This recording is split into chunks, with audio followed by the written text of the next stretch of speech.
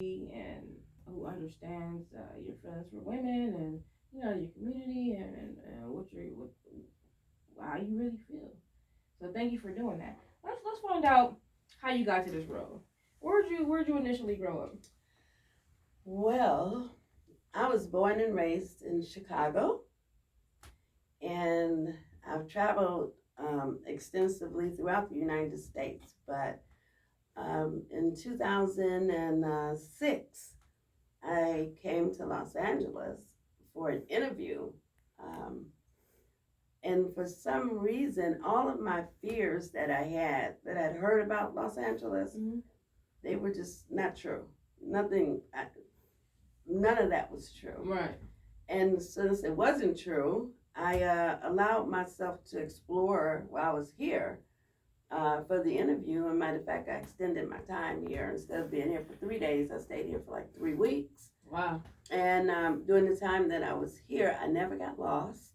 Mm. Ever, ever. I've always known the grid of the city like I was supposed to be here. Wow. So I knew from that point I would be back. And I did. I went traveling and I came back and I've been here since. And what was the interview for? I'm so intrigued. Well, I have always been a person, I grew up with Nana saying, you do as I say and not as I do. Mm-hmm. So it was always my mission to change that around. Mm-hmm. And so I wanted to lead by example, and I do that today.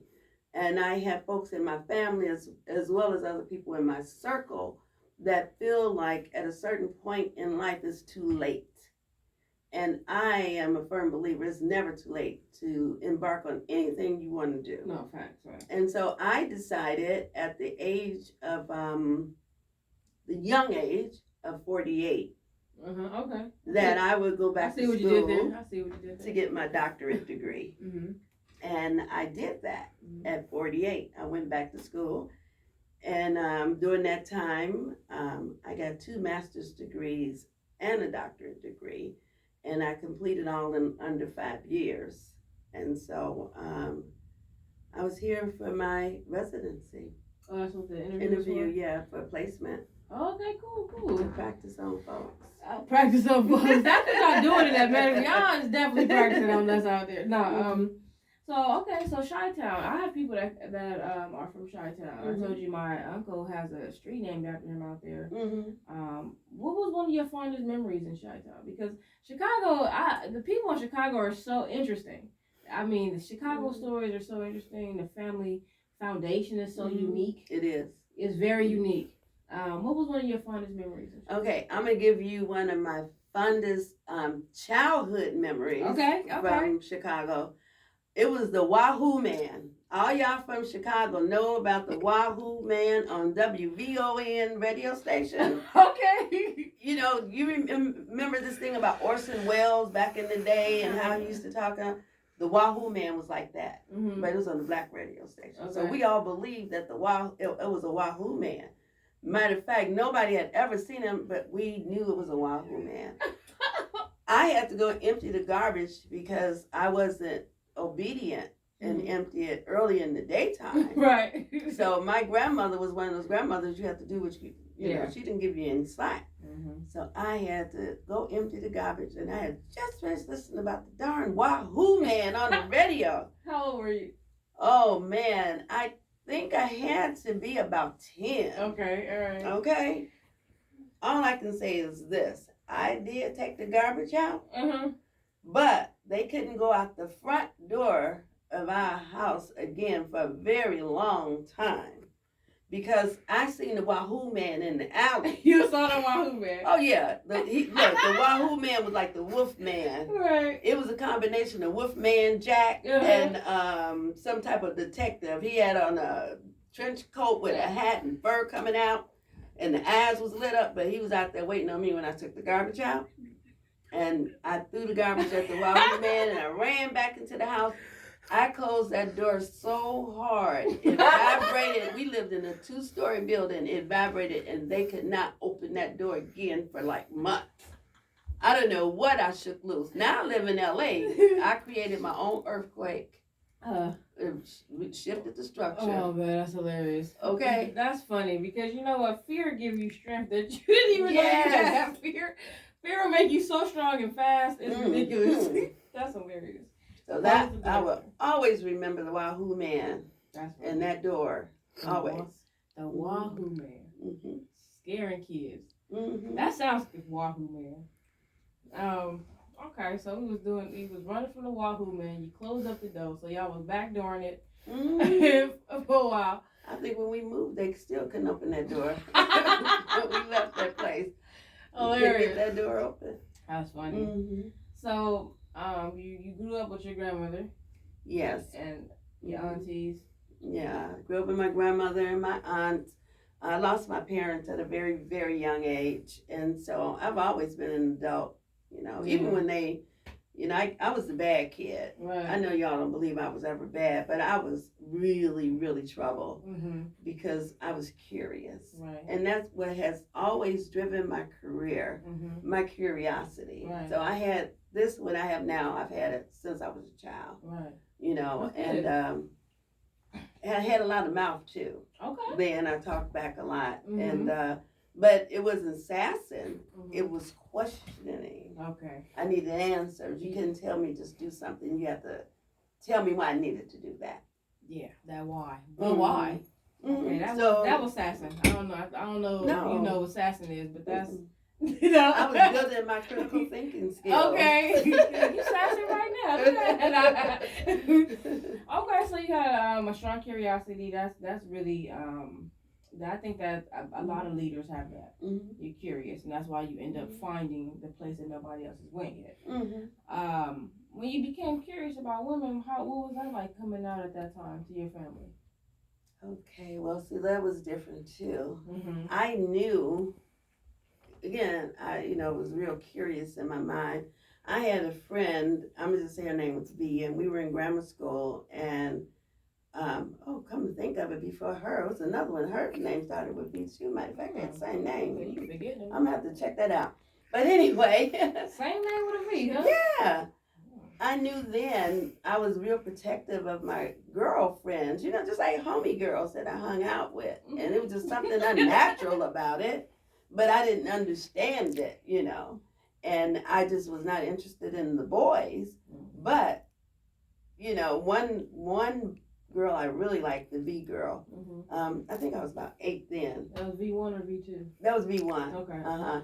And I would pretend like I liked her cousin, this boy, just so I could go down there so I can get to her and we could play doctor in the house and rock teacher. And kids don't even play those kind of games anymore. Wait, what's rock teacher? Oh, rock teacher, we'd be on the back porch and see if you make sure you give the one you like the easy answers so they could, move up with the answers and you get them to the top by themselves, Oh, that sounds like High Go and Get It, like the old. We evolved that to High Go and Get It. That was it. Yeah, that's what we did with that. So yeah, we used to play. That was rock teacher. You just ask questions, and whoever got it right get to move up the next step, and the next step, the next step. So they won the top of the step, y'all was kissing. That's right. That's what I'm talking about. So that was with V1, and then I had V2 when I was in, I think, about 7th or 8th grade.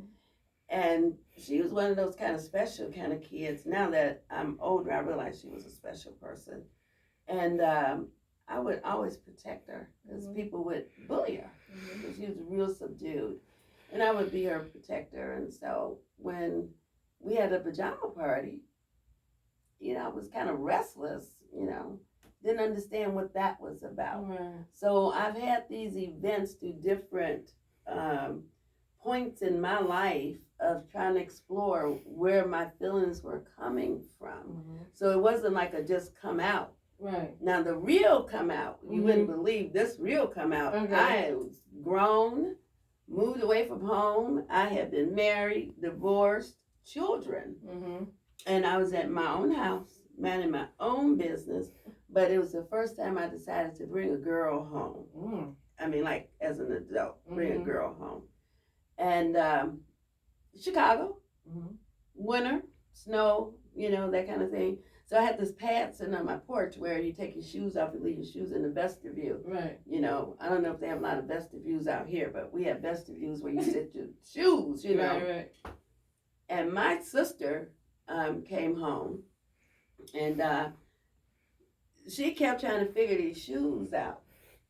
And I didn't know that then, but I knew it when we came out the room, and I came out the room, and the girl that was my guest, her shoes was sitting on the cocktail table in the living room.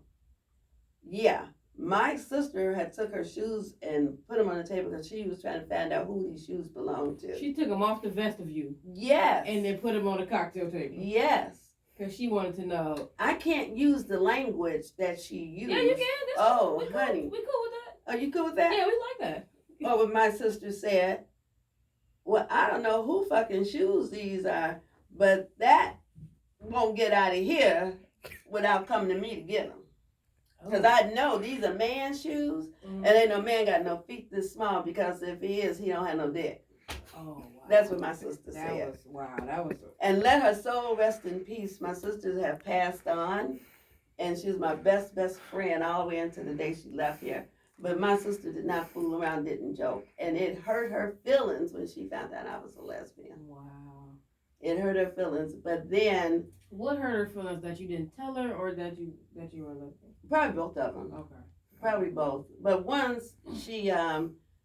we were able to have a conversation. She still didn't like lesbians, but she loved her sister. And then eventually she got into the place of acceptance. You know, period. But everybody in our family thought my sister was the lesbian, and not me. Yeah, they always think the more aggressive women are. Yeah, my sister was like real, more masculine identified, right? As a woman, very aggressive, very assertive. You'd be surprised how many heterosexual women are masculine presenting. Yeah, that's a real thing. Yeah. That's a real thing. Mm-hmm. With the mustache and everything, and they got a husband and kids, and they ain't thinking about no women. Like you be like, oh, okay, well, I like your 5 o'clock shadow. You killing that. So you are a clinical therapist, and you do, life coaching. If you don't mind being vulnerable with us, what is something you would consider like a past trauma that you had to get over, and how did you process that? Well, most people that know me, that come see me as clients, I'm very transparent. And the only way I can help you, again, like I said, through leading by example, no one can get over any trauma until you're able to speak on it. If you keep it down in here and hold on to those secrets, you never heal from them. So it's not hard for me to speak of my traumas. I've had pretty much, that song, I'm Every Woman. Mm-hmm. I am every woman. So if you think of any trauma, I'm a survivor of that thing, okay? And the way you get through trauma, first you got to face it. You got to own it. And then once you own it, you can explore how it's not your trauma, You just happen to be collateral damage to somebody else's issues. Right. And that's really the makeup of it. Mm-hmm. And I know it sounds simple when I say that. But it's so hard to digest. Mm-hmm. It really is. Yeah, but we and I say collateral damage because the person that has done whatever this trauma may be to you more than likely has been traumatized themselves. And they're just acting out on not being seen, heard, or taken care of. Just like the victims that traumatized me, I call them victims because I'm not the victim. They were victims and they weren't tended to.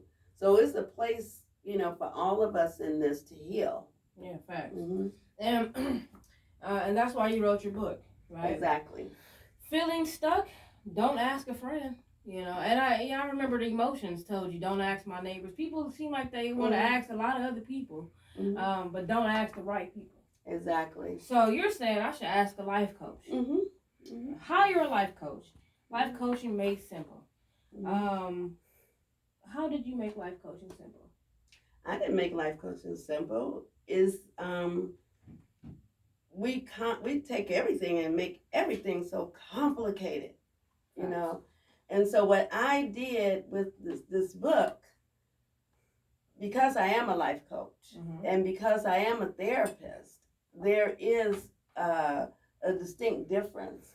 But most folks kind of look at it as murky waters and don't understand the differences. Right. As I'm gonna go back a little bit. I'm not only a life coach, transformational life coach. I am a psychotherapist, and I'm also trained as a psychoanalyst. And those are three distinctly different therapeutic approaches. Okay. And you talk about that in the book. Yes.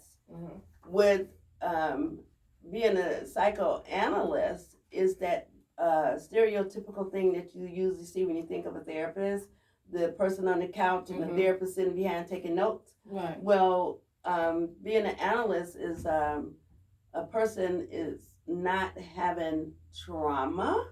They're just like stuck in their life. And they are trying to understand why they do what they do. You know, what can they do different?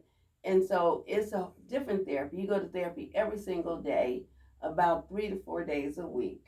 And you go in and you talk to the therapist, and the therapist take notes. They usually don't talk back. And then after a certain amount of time, they'll give you feedback on whatever they've come up with. You, they interpret your dreams. They do everything for you. And this help you. I'm not giving it to you clinically because people really wouldn't understand all the clinical jargon. So what it does is help you understand how you arrived at the place that you are. Right. Okay. And then you can see a therapist that can do some psychodynamic work to give you some skills and tools to get you out of there. And that's what I like about your book. It's very interactive. Matter of fact, POTUS, I got a picture of one of the exercises in the book. So you have a question you should ask yourself before you even see anybody, right? Things you should ask yourself, examining 3 things. Why am I choosing you? You know, ask a life coach, why am I choosing this life coach? So when you're choosing life coach, that's what you want to do. Before that, this is an exercise you do before you start your sessions. I want to do this exercise. If y'all watching that, y'all could take those notes down and do it with us at home and see what you get. I would like you to do it with me as well. So you get to, I'm going to psychoanalyze you, and you're going to psychoanalyze me. We're going to do this quickly, though. So we're going to make it fun. We're going to make it fun. So the exercise, you got your pen and paper? I have my pen and paper over here. Y'all got your pen and paper? Y'all got your pen and paper? So this is a good exercise to do before you start a session with Dr. Tanya Gilbert, preferably. Then we're going to ask you some questions about how you feel. So the first question is, I feel like. So do I just answer that how I feel right now? Well, this book is small. It's thin, but it is so meaty and powerful. I took out all of the commercials out of it and just kept the meat in it. And what that question is asking you, you've already read the book. You already know if you need therapy or if you need life coaching. So these questions, it doesn't matter if it's going to be a life coach or a therapist. These is your pre-session questions. It's like, how am I feeling? Well, you need to know how you're feeling, so why are you going there? Why are you going to see the person in the first place? I feel like... Ooh, that's hard. These are hard questions already. I feel like... Okay, how about that? I don't know if I like that. Bet you're not ready for that. I'm going to try to skunk you. So now you going to want me to answer those questions for you? No. Oh, okay, because I'm about to charge you, girl. Okay. So then I think I am...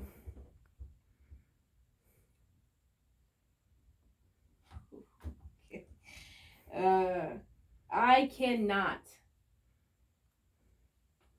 I can't change. Shout out to Linda B with that one. I can't change. I cannot.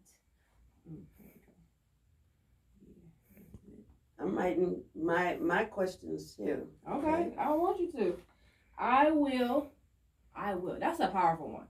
I am is one of the most powerful things you could tell yourself. So that I like that, but I will is more of an action. I like that. I will. Okay, I hope y'all writing that at home. Okay, and the last one, I believe.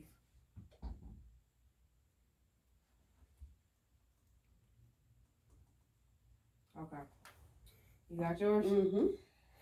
Okay, so let me hear yours first. Okay. On question 1, Mm-hmm. let me look in your book here. Mm-hmm. I feel like, and see, I'm answering this from the perspective of the therapist that's sitting in the room with that person.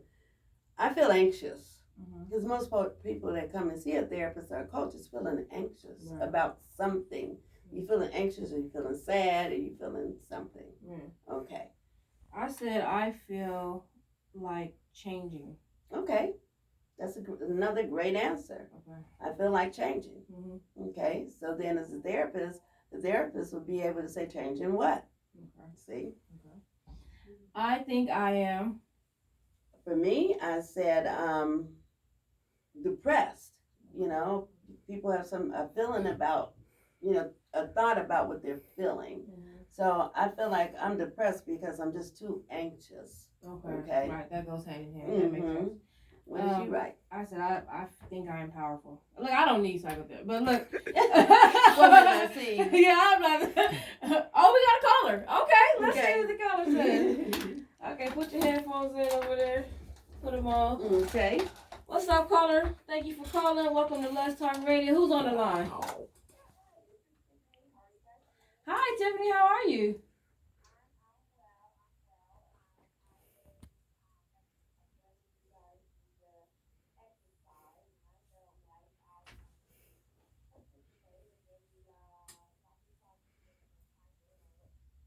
Okay. Okay.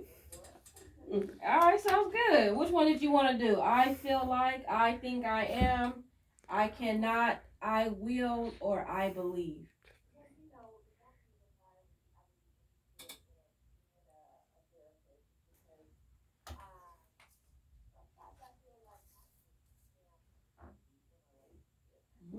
Wow, okay. Okay.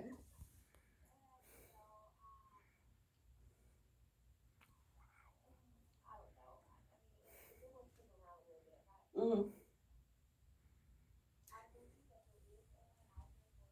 Mm-hmm.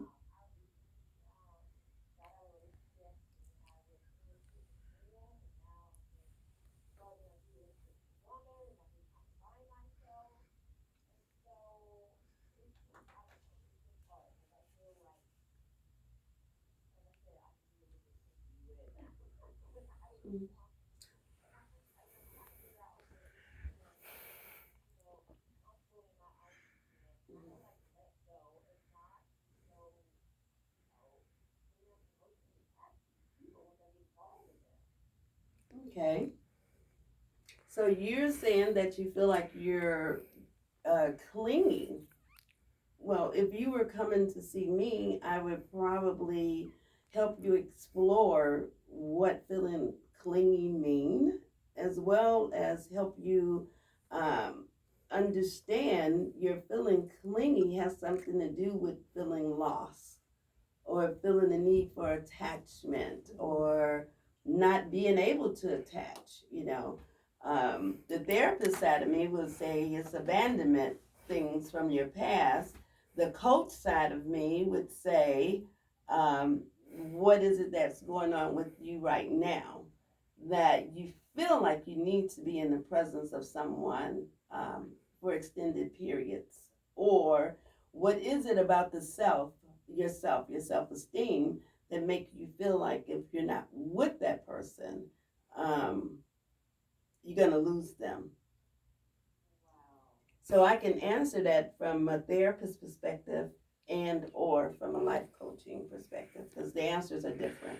Wow, that's amazing. Look, thank you so much, Tiffany, for calling in. If somebody wants to, I got a question over here for that too. Thank you again, Tiffany, for calling in. If somebody wants to do a one-on-one with you, how do they get in contact with you? How can they have this session? And somebody said, do you take Blue Shield? They trying to get sessions. Do you? So what you taking? What can we coins? Do you take coins? Or is there a barter system going on? What? I do some of all of it. Okay. There are certain insurances that I do take. I do accept cash, of course. And you can contact me at 1-844 Dr. Tanya. 1-844. I'm gonna write it in the comments, but y'all listen on YouTube. Get a pen and paper. Say it again. Okay, 1-844 Dr. Tanya, just like it sounds. 1-844 DRTANYA. And when you call, I may answer the phone or you may get a voice message, but you can always follow the prompts and I will return your call. And also, that's Dr. Tanya on all platforms. You can catch her on IG, Facebook, Twitter, YouTube as Dr. Tanya Gilbert. So if y'all want a session, make sure y'all check that out. We're going to skip ahead to your events and the things that you put on and other ways people can contact you and meet you. One thing that you do that I really love, we did this together, was the Mirror Image Award. That was amazing because we don't have an award system, specifically for people of color, queer people of color, and or just black people, period, in a local setting. So you did that. Last year was the first Image Awards. It was amazing. It was beautiful. Briefly, what was your motivation behind that? Well, my motivation behind the awards was a little bit of feeling overlooked myself. Everybody wants to be celebrated. Yes. Now I don't do the things I do for the motivation for somebody to pat me on the back and say, oh, great job, you did that. But everyone likes to be celebrated. And I always watch award shows and it's like the same people get the same awards over and over again.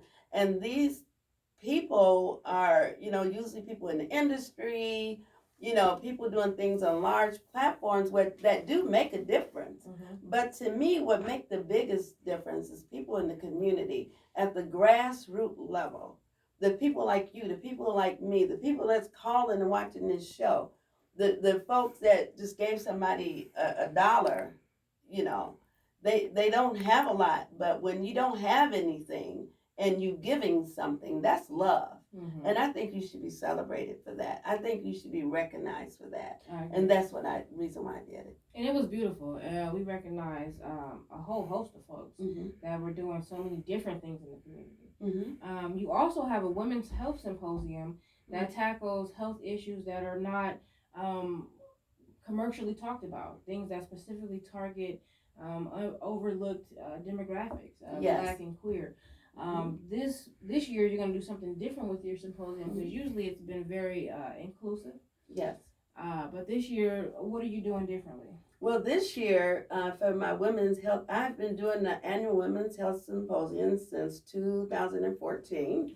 Awesome. I had it to correspond with Mental Health Month, which is in May, and is Women's Health also in May.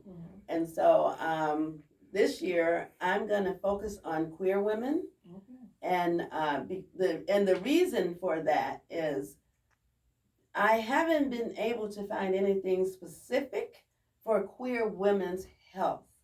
And although women's health is pretty much the same, when it comes to queer women, it's different. I have queer women friends, and even myself. I go to the doctor to get my pap smear or something, they want to take a pregnancy test. And I say, oh, I don't need a pregnancy test. Oh, well, that's just the way we do it. You got to, but I haven't had sex with a man in 41 years. Why do I need a pregnancy test? So to help address and bring some of those concerns to the forefront, to teach the community different. I have some of my masculine identified sisters that wear straps. And they just take it and throw it on their back like a knapsack or whatever. Until they get to the next one and they take it down, and they're not cleaning these things. Not only using them for the other person, they're not cleaning them for themselves. They're carrying all kind of germs and bacteria that they're putting back onto their own body. You know, there's a lot of queer women that don't understand disease transmission.